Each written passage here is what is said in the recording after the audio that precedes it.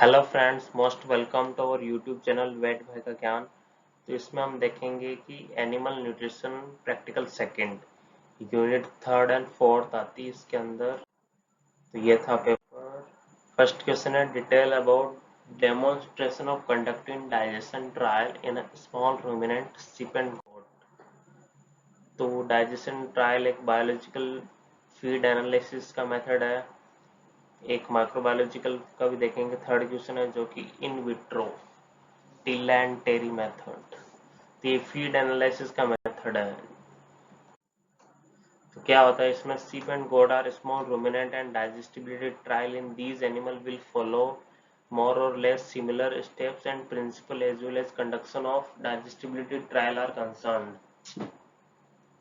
Principle क्या है, weight amount of experimental feed is fed to sheep and goat for a definite period of time and excreta result therefrom are collectively quantitatively for chemical analysis by knowing proximate principle in feed and feces digestibility and digestion nutrient can be calculated। तो digestibility क्या है, कितना खाया, कितना पचाया और कितना बाहर निकाला। तो कितना खाया ये हमें पता है और कितना निकाला ये भी हम पता कर सकते हैं। तो, तो यही होता है डाइजेस्टिबिलिटी, कितना पचाया मतलब। फिर ऑब्जेक्टिव क्या है इसका, to evaluate nutritive value of feed and fodder to determine voluntary feed intake and palatability score of feed to record the performance of animal on experimental feeds. इसके लिए क्या क्या एपरेटस चाहिए, metabolism cage, faeces collection container, urine collection container, weighing balance. Procedure की बात करें तो preliminary period and adaptation period। The main purpose of preliminary period is acquaint the animal with the metabolism case or stall to make the necessary adjustment in order that the feces and urine are collected properly and to adjust the animal to the intake of feed in relation to the excretion of feces and urine। Always deworm the experimental sheep and goat before starting preliminary period। तो ये आपका metabolism case, या आपका urine container, faecal container, या weighing machine. आपको बस ये concept याद रखना है, कितना खाया, कितना निकाला और कितना फिर पचाया, डाइजेस्टिबिलिटी। तो वही होता है डाइजेशन ट्रायल्स। फिर एक फीडिंग एंड वाटरिंग। तो experimental sheep goats should be fed at the same time each day early in the morning at about 9 a.m. The amount of experimental ration should be exactly weighed। The experimental sheep and goats should be allowed to drink clean and wholesome water at least 3 times a day in a winter season and 6 times in a summer season। फिर a collection period, bring the animal to collection cage 7 days before the collection period start। Weigh the experimental sheep at 7 a.m. before offering water and experimental ration on 3 consecutive days। Usually collection period in sheep is 5 to 7 days duration। Collection and processing of sample of forage offered, forage residue, feces and urine during the period of 7 days of collection। फिर collection of feed sample. तो ये step by step process है digestion trial conduct कराने। फिर collection of feed sample, weigh about 100 gram of fresh feed sample offered daily to sheep in a petri dish tray or for dry matter determination। Way about 2 gram fresh sample of forage daily in geldal flask and digest for nitrogen estimation। फिर similarly the residue sample of forage should be processed for dry matter and nitrogen estimation। Collection of faecal sample, collection of urine sample, इनका collection करना है, ये method दे रखा है।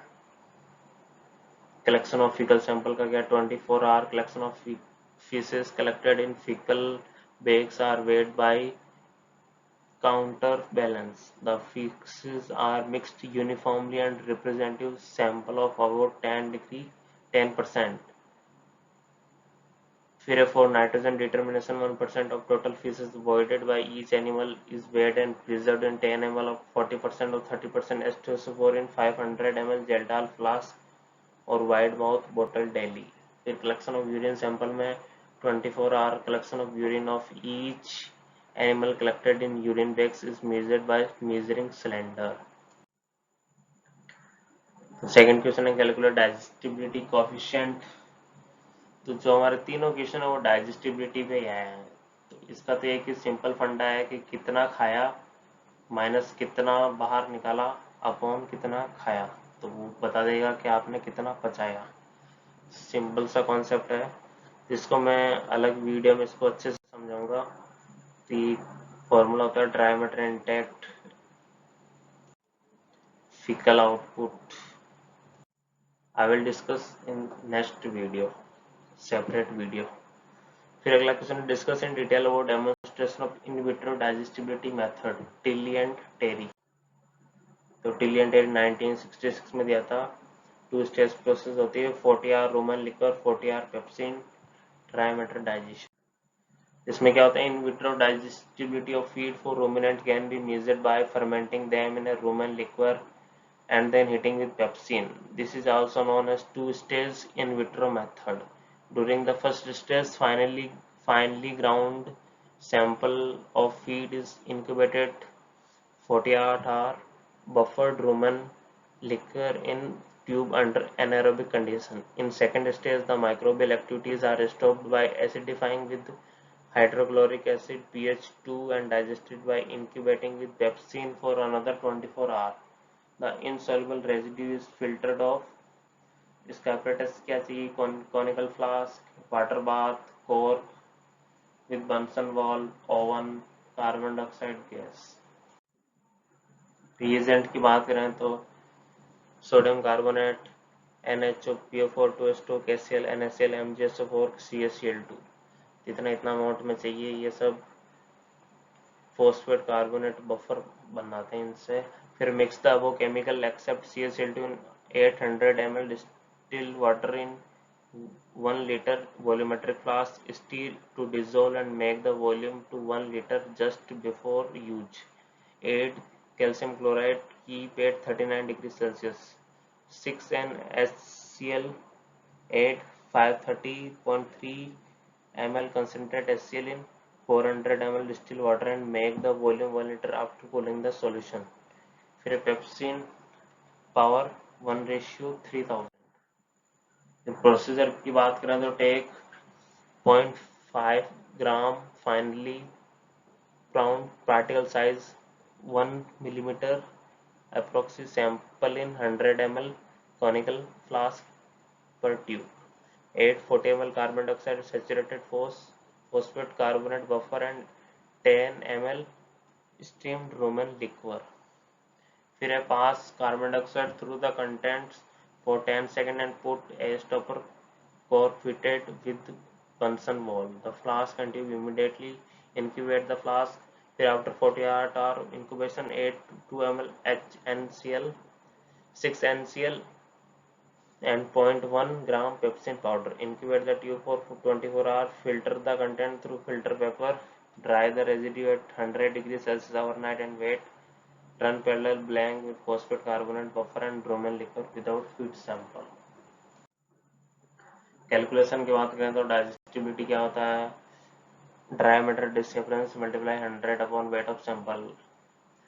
Precaution की बात करें तो collection of Roman liquor should be collected 3 hours of post feeding. और आज इंडिया के लिए गोल्डन डे रहा है। आज के दिन इंडिया को 7 अगस्त 2021 नीरज चोपड़ा ने फर्स्ट गोल्ड मेडल जीता इंडिया के लिए टोक्यो ओलंपिक 2020। तो ये इंडिया के लिए काफ़ी खुशी की बात है।